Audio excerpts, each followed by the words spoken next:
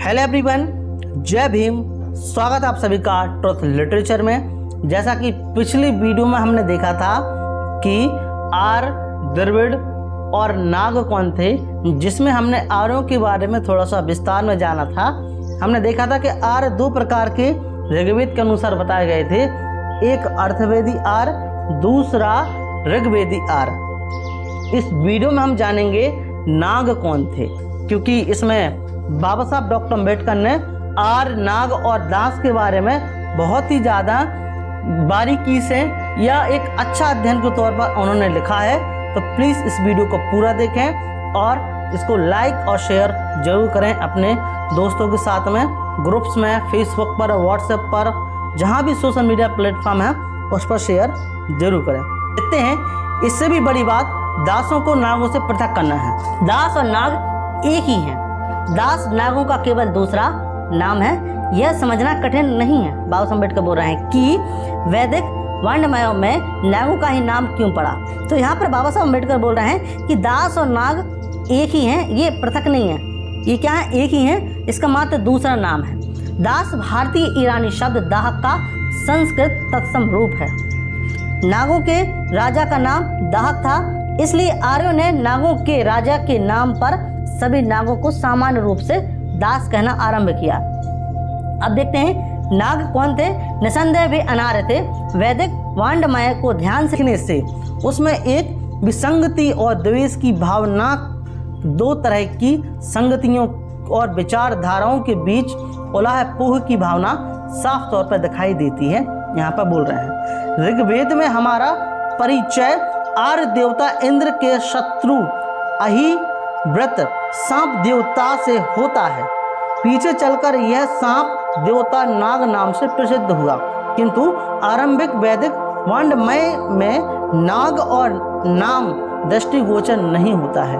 जब यह शतपथ ब्राह्मण 11-2-7-12 में प्रथम बार आता है तो यह स्पष्ट नहीं होता कि नाग का मतलब एक बड़ा सांप है या एक बड़ा हाथी, लेकिन इससे अहिव्रत का रूप नहीं छिपता, क्योंकि ऋग्वेद में उसका स्वरूप सदैव पानी में अथवा उसके चारों ओर छिपे और आकाश और पृथ्वी के जल का समान रूप से अधिकार किए हुए सांप का है।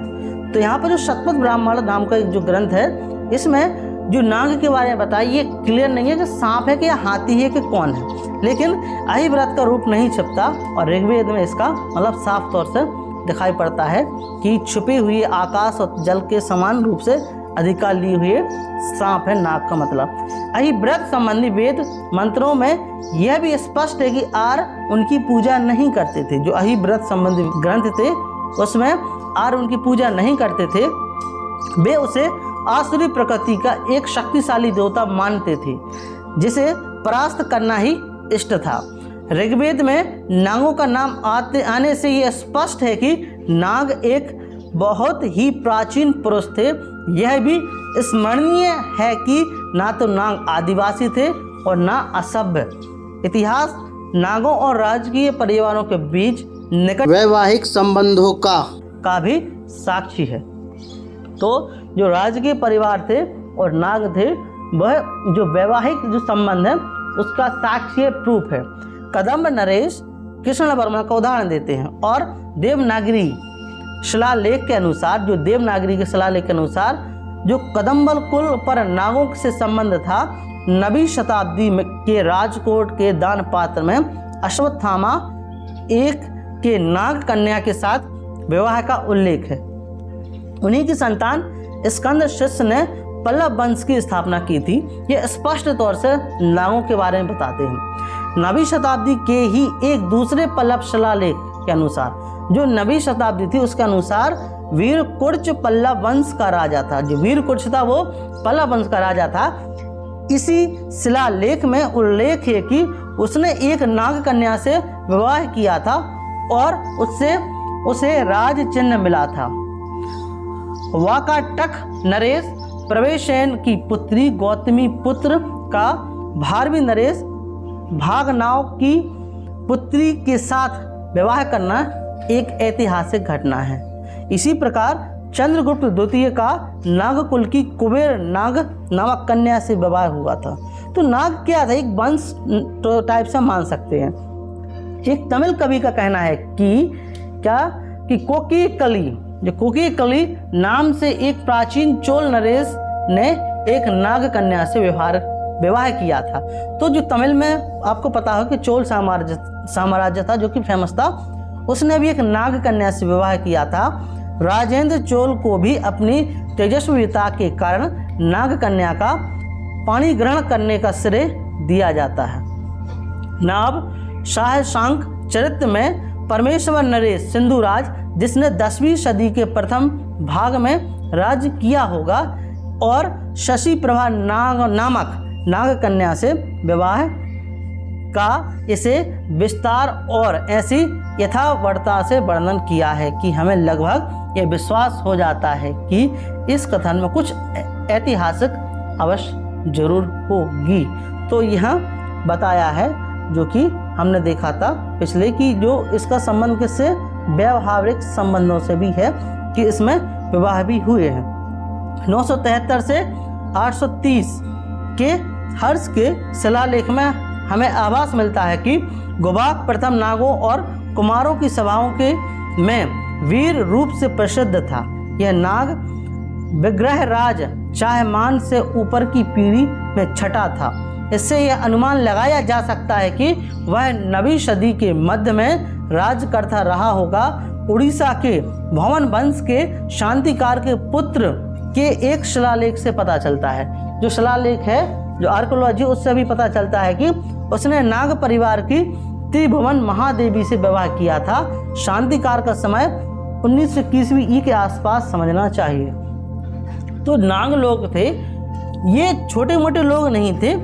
इनका हम बोल सकते हैं कि व्यवहारिक काफ़ी अच्छा संबंध था, जो कि हम देख चुके हैं, जो कि आर्कियोलॉजिकल सर्वे ऑफ इंडिया के अनुसार, मतलब जो आर्कियोलॉजी से सिद्ध होता है।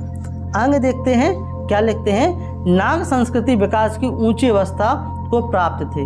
तो जो नाग संस्कृति विकास थी वह काफ़ी ऊंची अवस्था को प्राप्त थे, छोटे मोटे नहीं थे।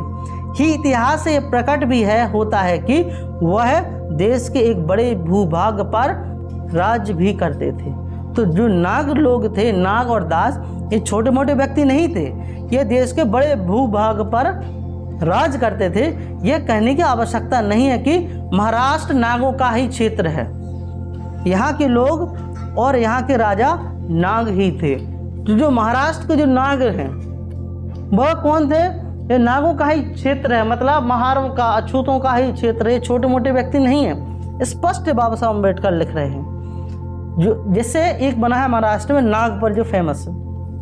आगे लिखते हैं क्या, तो आगे लिखते हैं क्या लिखते हैं कि एक से अधिक प्रमाणों से यह पता चलता है कि ईसा की आरंभिक शताब्दियों में आंध्र देश और उसका पड़ोस नागों के अधीन था।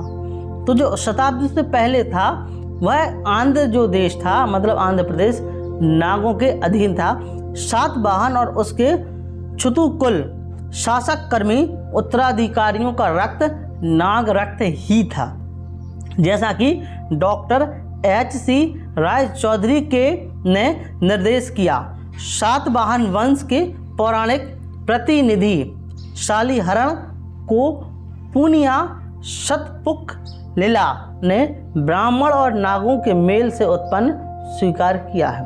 उनकी वंशावलियों में जो नमूने के नाग नाम मिलते हैं, उनसे यह बात अच्छी तरह सिद्ध हो जाती है कि अनेक घटनाओं से यह भी सिद्ध होता है कि सातवाहन राज्य के अंतिम दिनों में नाग बहुत शक्तिशाली हो गए थे। जो सातवाहन वंश था, सातवाहन वंश की मुख्य शाखा के अंतिम नरेश पुलुमवी के शासन काल में स्कंद नाग नामक राजा राज्य करता था। जो स्कंद नाग था वह राज करता था। दूसरे एक छुतु नरेश की कन्या नाग मूलनिका के बारे में उल्लेख है कि उनसे शिकंद नाग श्री नाम के अपने पुत्र के साथ एक नाग की भेंट दी थी। इस वंश के सभी ज्ञात नरेशों के नाम यही हैं। इससे नागों के नागों से निकट संबंध सिद्ध होता है।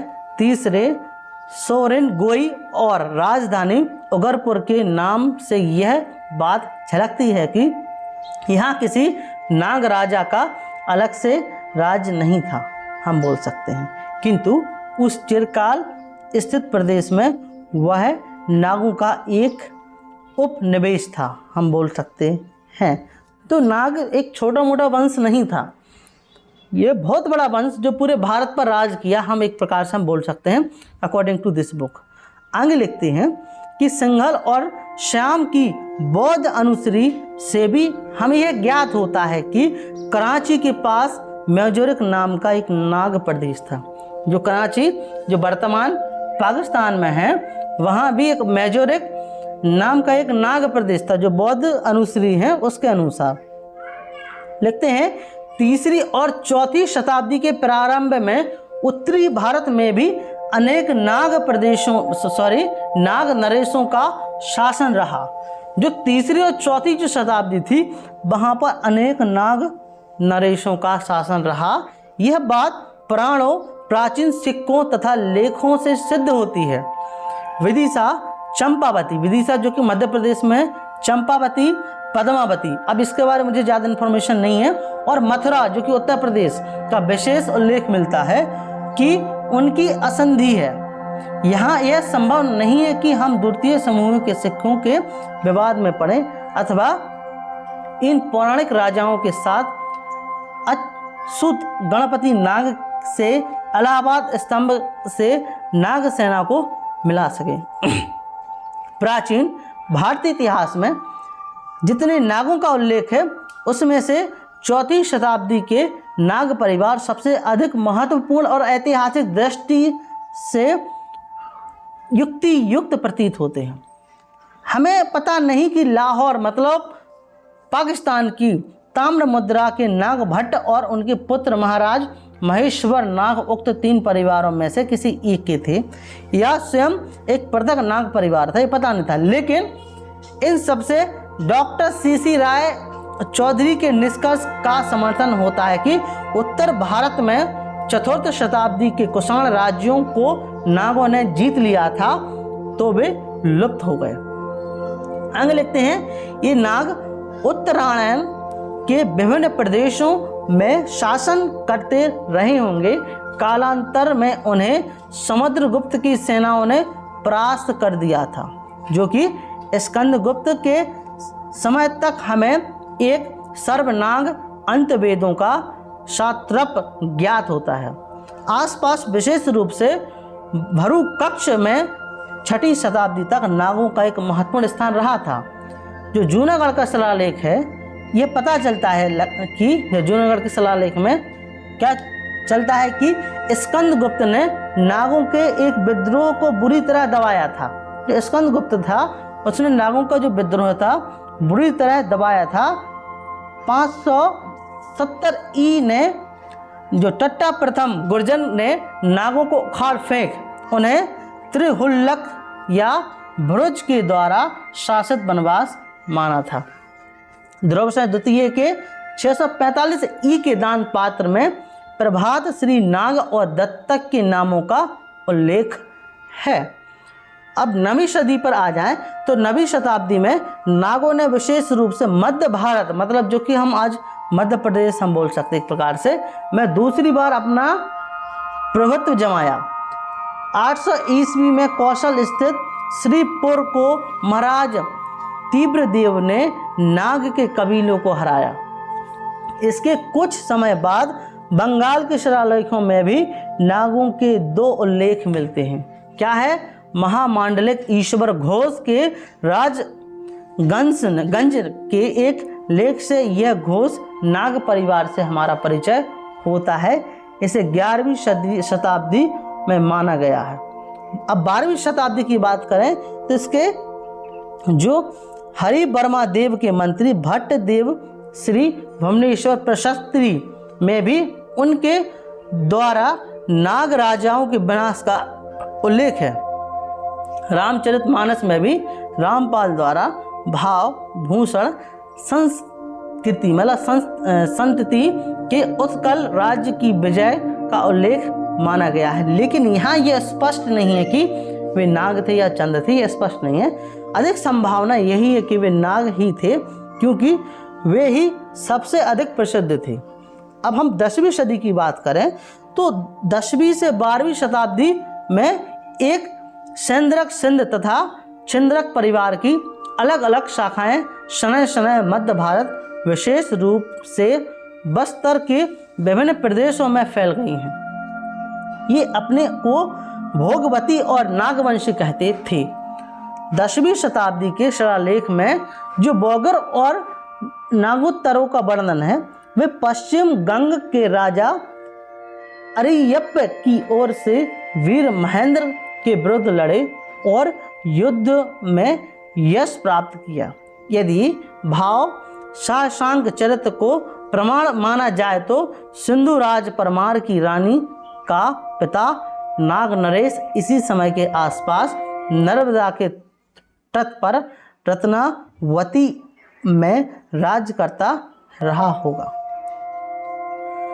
तो आई होप आपको समझ में आ गया होगा कि नाग कौन थे। अब आगे की वीडियो में हम देखेंगे कि द्रविड़ कौन थे। मैं सोच रहा था कि इस वीडियो को मैं 3 पार्ट्स में बनाऊं, लेकिन टॉपिक काफ़ी ज़्यादा इंटरेस्टिंग है और मैं सोच रहा हूं कि आपको एक एक टॉपिक आपको अच्छे से समझ में आ सके। तो पिछले वीडियो में हम जानेंगे कि द्रविड़ कौन हैं और द्रविड़ और नागों में क्या अंतर है। तो आई होप यहाँ तक ये वीडियो आपको अच्छी लगी होगी। यदि आपको ये वीडियो अच्छा लगा हो प्लीज़ इसको लाइक करें, चैनल पर नए हैं तो सब्सक्राइब करें, साथ ही साथ हमारे चैनल ट्रुथ लिटरेचर को सब्सक्राइब जरूर करें। जय भीम, जय भारत।